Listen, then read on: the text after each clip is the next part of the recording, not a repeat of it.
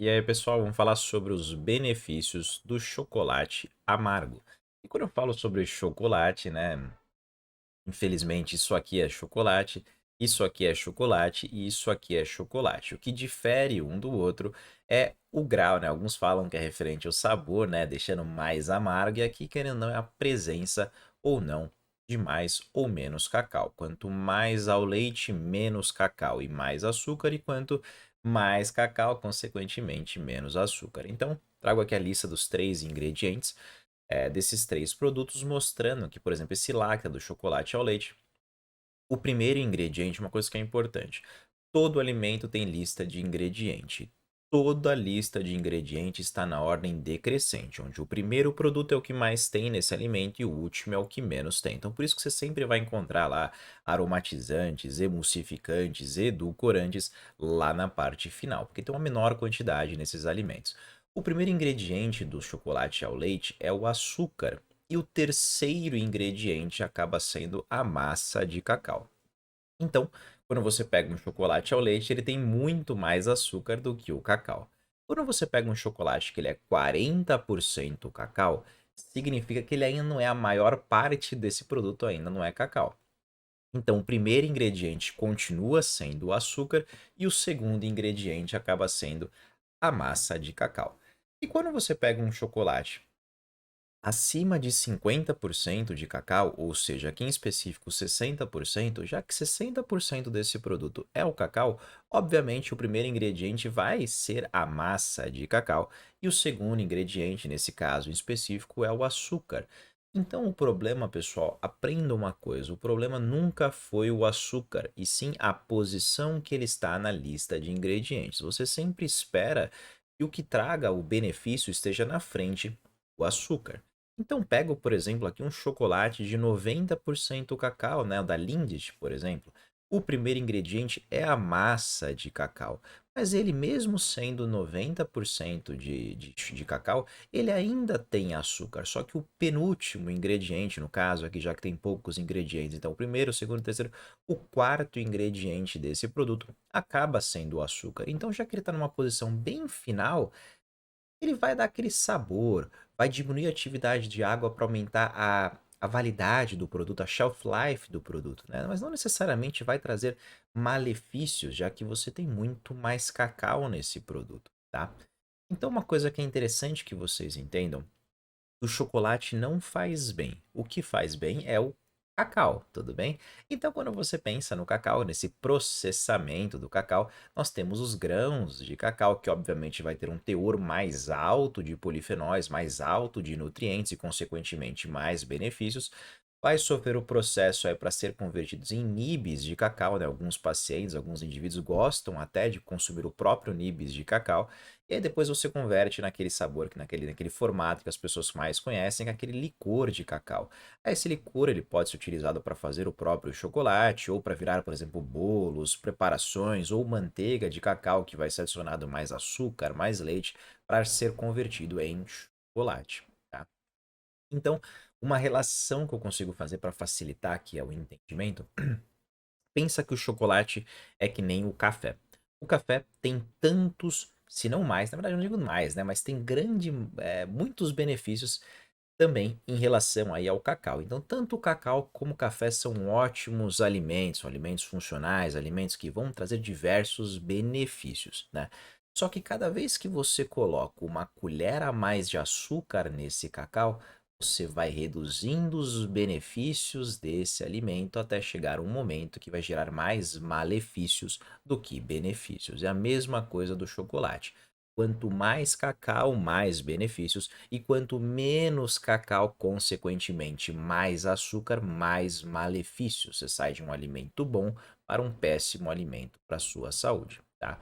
Então, quando você pensa aqui no cacau, para ele ser convertido em chocolate, né, naquele formato que você está acostumado, tem uma perda nutricional muito grande. E o que faz o carro-chefe, o que faz ele ter grande parte desses benefícios, a literatura mostra diversos fatores que eu vou mostrar posteriormente que fazem bem, benéficos para a saúde, se dá pela presença dos polifenóis encontrados nesse cacau. Ele é considerado um dos alimentos mais antioxidantes, um alimento protetor, benéfico para a sua saúde em diversos rankings aí, de grupos alimentares.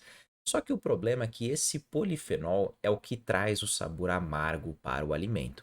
Então, quanto mais sabor mais amargo, consequentemente mais polifenol e mais benefícios. E quanto mais docinho, menos polifenol e menos benefícios, podendo remar até para um malefício.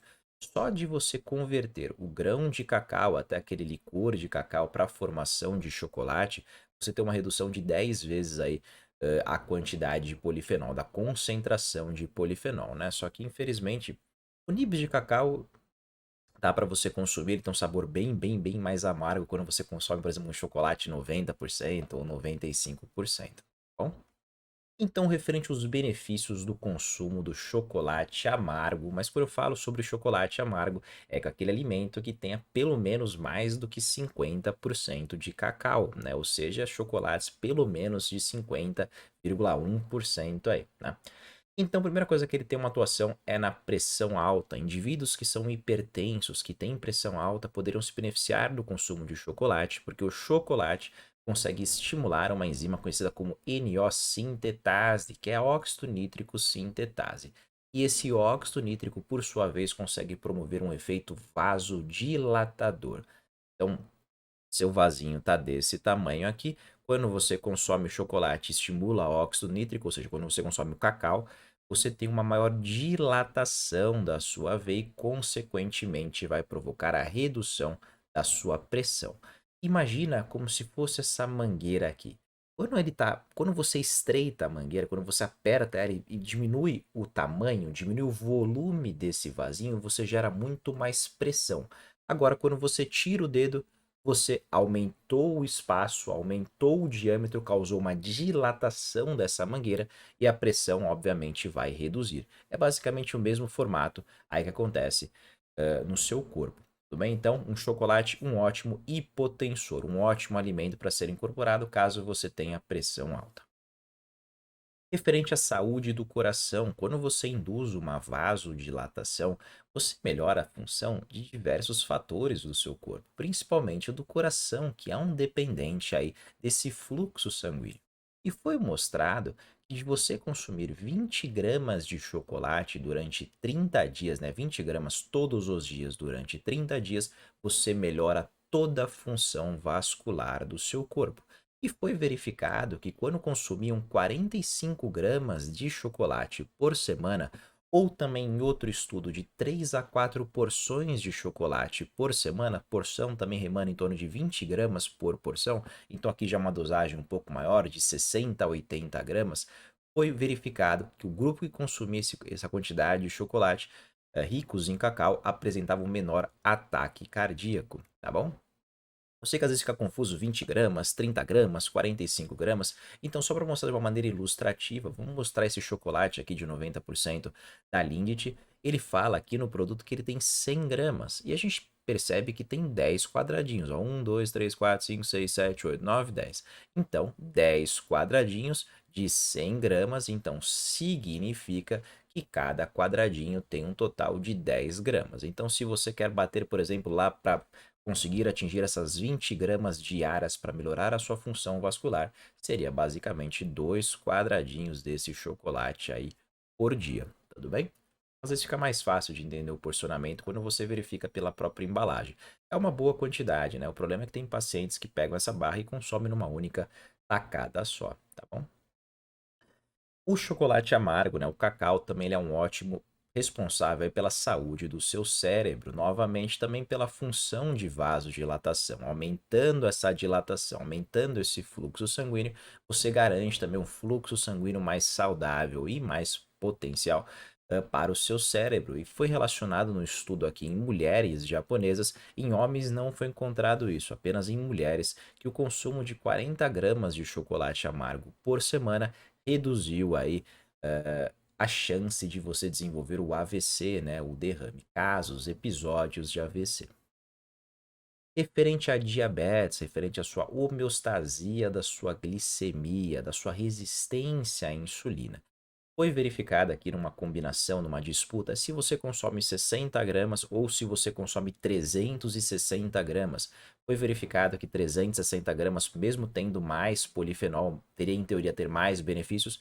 Não foi encontrado benefícios aí nesse excesso de chocolate, que uma limitação de 60 gramas de chocolate por semana parece ser suficiente para você garantir uma boa saúde, uma boa homeostasia, né? E foi verificado aqui em diversos outros artigos mostrando que ele é capaz também de provocar uma redução do peso, principalmente por inibir enzimas nesse processo digestivo, claro, em conjunto com uma dieta mais hipocalórica, até porque o chocolate rico em cacau também consegue promover uma certa saciedade. Foi verificado também que ele tem uma relação no consumo de chocolate com uma menor incidência de diabetes gestacional. Também relacionado ao que eu acabei falando no slide anterior, referente à perda de peso, o consumo de chocolate também consegue provocar uma maior saciedade. E aí, consequentemente, também, além de provocar uma maior saciedade, consegue reduzir uma coisa que a gente chama de lipogênese.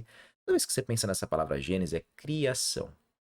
E lipo é de gordura. Então, criação de gordura. O chocolate reduz a criação de gordura, então reduz a quantidade de gorduras, principalmente por estimular esse hormônio, essa proteína adiponectinas. E essas adiponectinas têm uma atuação muito forte na redução da inflamação. E reduzindo a sua inflamação, você consegue aumentar a produção de um componente que nós conhecemos como GLP-1, que é de extrema diversos medicamentos, né, que talvez vocês conheçam, como por exemplo o Ozempic, ele tem uma sinalização para ser para tentar favorecer a produção desse GLP-1, porque o GLP-1 te promove saciedade e o chocolate também consegue fazer isso. Colesterol alto também foi verificado que o consumo de 30 gramas de chocolate amargo por dia foi capaz de reduzir o colesterol total e aquele colesterol ruim que nós conhecemos como colesterol LDL. E quando você associou 42 gramas de chocolate junto com 42 gramas de amêndoa durante 4 semanas, os resultados, os benefícios foram superiores. Então você também perdeu colesterol total, também reduziu o LDL, colesterol, de uma maneira mais pronunciada e reduziu um marcador que talvez já tenha falado sobre, que é o colesterol não HDL, que ele é muito mais importante de ser analisado do que verificar só o colesterol ou o LDL, que o colesterol no HDL é basicamente o colesterol total subtraído pela fração HDL, tá bom?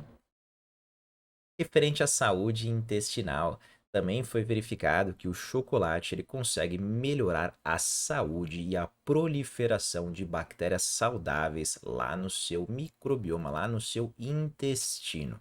No seu intestino você tem bactérias boas e bactérias ruins, que elas deveriam entrar num certo equilíbrio. Quando você aumenta a proliferação de bactérias ruins, que está associado com maior incidência de gases, distensão abdominal, diminuição no seu sistema imunológico, pode gerar um certo desequilíbrio, que nós conhecemos como uma disbiose intestinal. E o chocolate, a presença de polifenol, consegue favorecer a proliferação das bactérias boas para corrigir esse desequilíbrio e melhorar toda a absorção de nutrientes. Lembre, seu estômago digere para o seu intestino absorver, tá bom? Também tem relação com problemas comportamentais, certo? E por fim, posso citar sobre alergias. Aqui o artigo em específico cita que o chocolate ele pode ser tanto um bonzinho como um responsável para os processos alergênicos, tá? Mas quando você consome o chocolate, você é alérgico a algum componente do chocolate, até dias após esse consumo pode apresentar uma insônia, dores de cabeça, constipação ou processos de diarreia, náusea e enjoo. Então, caso tenha esses sintomas e faça o consumo frequente de chocolate, suspeite, né? Não é porque você consumiu que vai sentir no mesmo momento. Mas também ele pode ser um potencial benéfico na redução de quadros de alergia, porque ele consegue promover uma homeostasia, um equilíbrio de linfócitos T helpers, tanto um como 2, como também reduzir marcadores aí que envolvem um processo alergênico, como por exemplo a redução de IgE. Então, é um ótimo alimento para ser incorporado no seu dia. Também acaba sendo gostoso e também é uma questão de hábito, né? Você acostumar com esse sabor mais amargo. Quanto mais cacau, obviamente, mais benefício também, tá bom? Mas também posso citar que ele é importante para a memória, ele é importante para a produção, para a modulação de serotonina, porque ele envolve minerais, ele é rico em minerais que conseguem auxiliar na produção dessa via. Então, melhorando a sinalização de serotonina, você consegue auxiliar em ansiedade, na libido, na insônia, na melhora da memória e da sua concentração e mais uma infinidade de coisas. Então, adicione na sua rotina. Eu espero que vocês tenham gostado e até o próximo vídeo.